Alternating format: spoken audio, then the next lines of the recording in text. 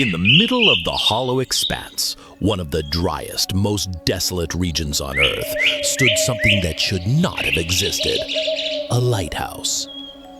There was no ocean, no ships, no settlements, only sand, silence, and a 30-meter tower made of black alloy crusted with salt that looked like corrosion.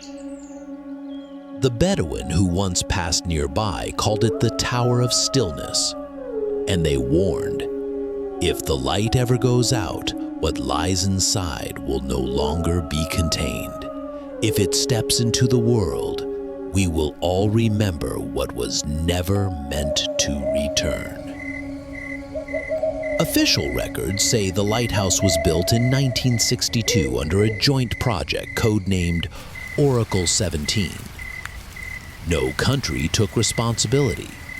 All documents were redacted, except one directive. The light must be maintained at all times. It must never be turned off. The chamber below must never be opened. The last known keeper was Elias Monroe. He disappeared in 1997. No body was found. In 2023, a meteorological research team uncovered a sealed, sub-level chamber beneath the tower, an area untouched by sand, seemingly preserved in airtight silence. Inside, a stone desk, a single yellow bulb, and a leather-bound journal covered in symbols no one recognized. The first entry, dated Elias's first night on duty, read, "I don't know why I was chosen, but the men in suits said only this: keep the light alive. Don't shine outward, only downward." Part 2. Something that watches back. By the seventh night, Elias began to feel different. "The beam doesn't seem to touch the sand anymore," he wrote. "It's being pulled downward, like it's hitting something inside the stone." He inspected the floor of the central chamber and discovered a thick glass disc sealed with black steel plating. Beneath it, a void so deep not even light escaped.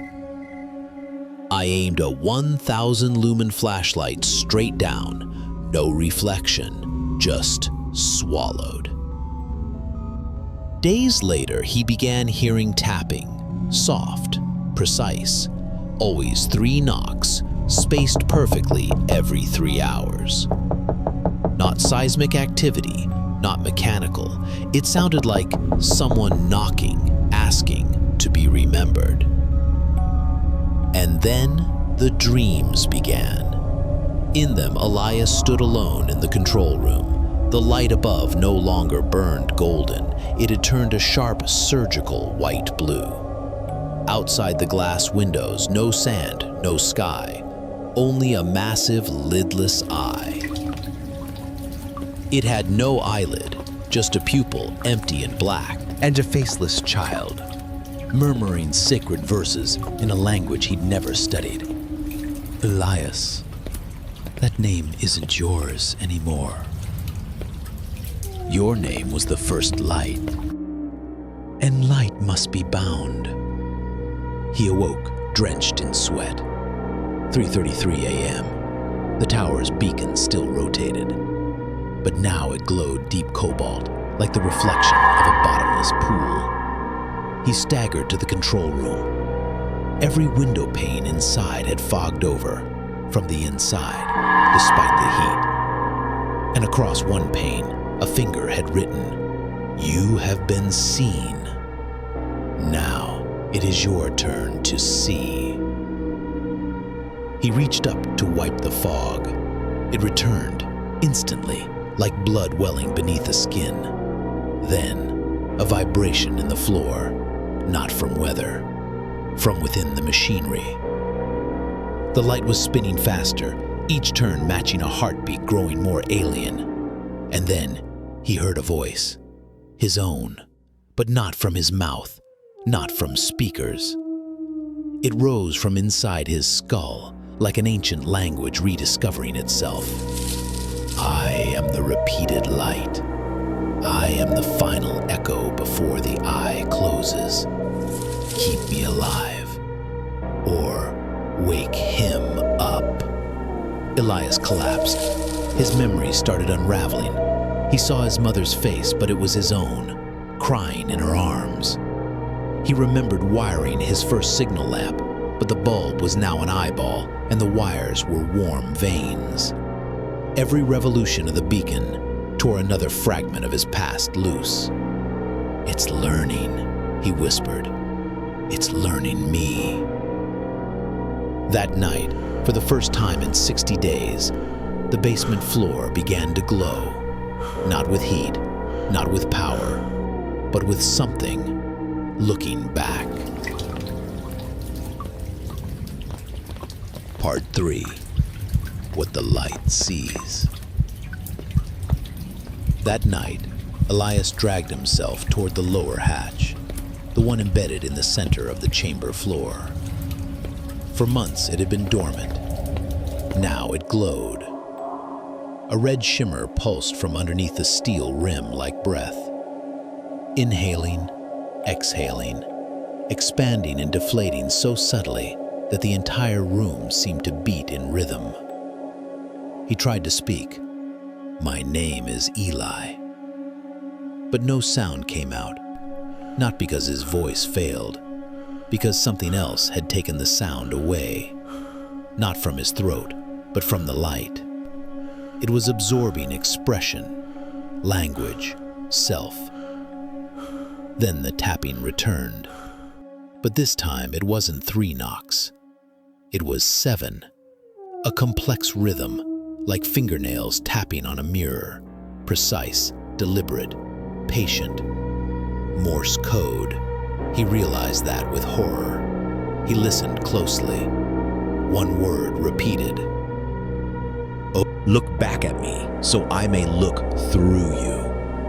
Elias stepped forward, his pupils dilated, not with fear, not with resistance, but with reverence.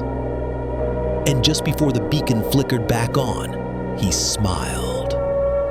When the power returned, Elias was gone. The machinery still hummed, the generator still clicked, but every window in the control room had gone opaque, fogged from the inside, as if the light was trying to escape its own keeper. The next morning, more pages appeared in Elias's journal. No one wrote them.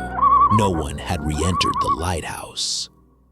The handwriting resembled Elias's, but was subtly off, curved wrong, too smooth, as if written by someone remembering what writing looked like, not someone who remembered what words meant. Page 1. I have seen the eye. Now it borrows my vision. I no longer see the desert. I see who's coming next. Page 2. The light has learned to pass through flesh. It no longer needs a lamp. It projects through my retina and reflects using my memory. Page 3. I am the light that binds, and when someone looks into the tower, they will see themselves, but not who they were. Part 4. The Tower of Stillness. A week later, a search team was dispatched.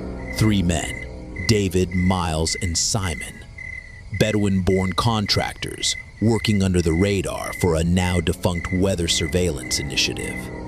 They weren't told the truth, only that a distress beacon had triggered near an unmapped communications tower, and that a man named Elias Monroe had stopped responding to check-ins. By the time they arrived, it was late afternoon. The tower's lights still glowed, but something was wrong. It wasn't rotating. Instead, the beam held still, locked in a single direction, shining straight down into the sand. Instead, the beam held still, locked in a single direction, shining straight down into the sand. like it wasn't illuminating, but pointing. No flicker, no change in intensity, just a steady stare, waiting. David stepped in first. As soon as he crossed the threshold, all sound vanished. No wind, no breathing. Even his own footsteps went mute. He turned to say something, but couldn't hear his own voice. Then he looked back and saw himself, standing outside the door. Same clothes, same posture, except that version of him had no eyes. Miles, waiting behind, instinctively lifted his camera and snapped a photo. But the digital feed didn't show the tower. Instead, a spiral image. Not because they didn't know, because the name was no longer theirs to use. That night, they returned to camp, silent. But only 2 of them ever made it home. Miles vanished during the return trek. Later, his backpack and camera were found abandoned near a dried ravine. Inside the bag, ash, burned paper, destroyed film, all except for one single note, handwritten in a shaky scrawl. Don't look into the light if you're unsure of who you are, because if you hesitate, it will choose your identity for you.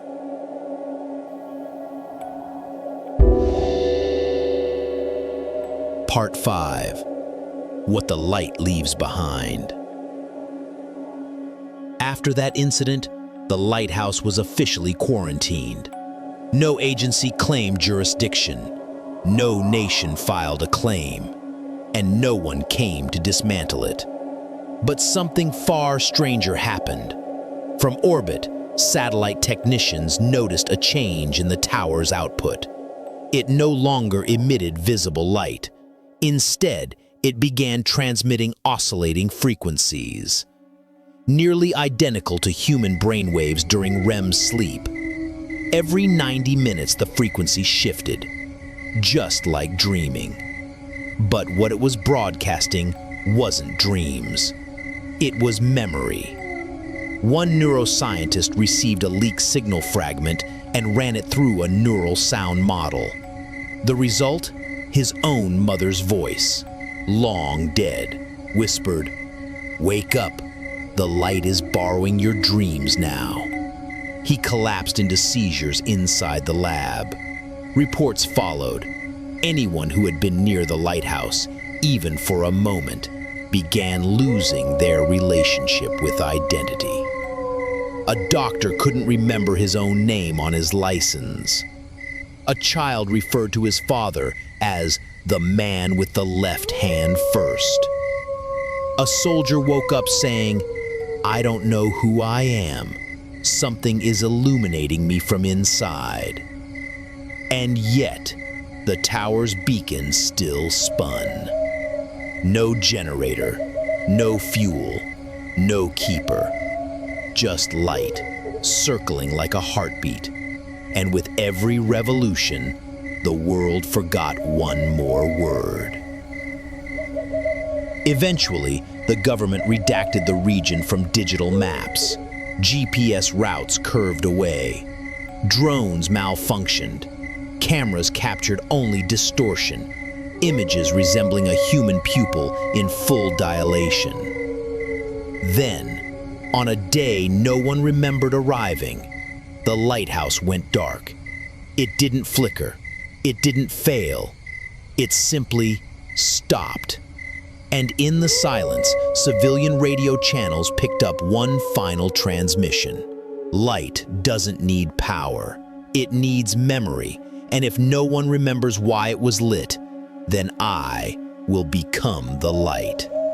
Now, because some lights don't shine to help you see, they shine so something else doesn't escape. And one day, if you hear your own voice whisper from inside a rotating beam, don't answer, don't look back, and above all, don't turn off the light, because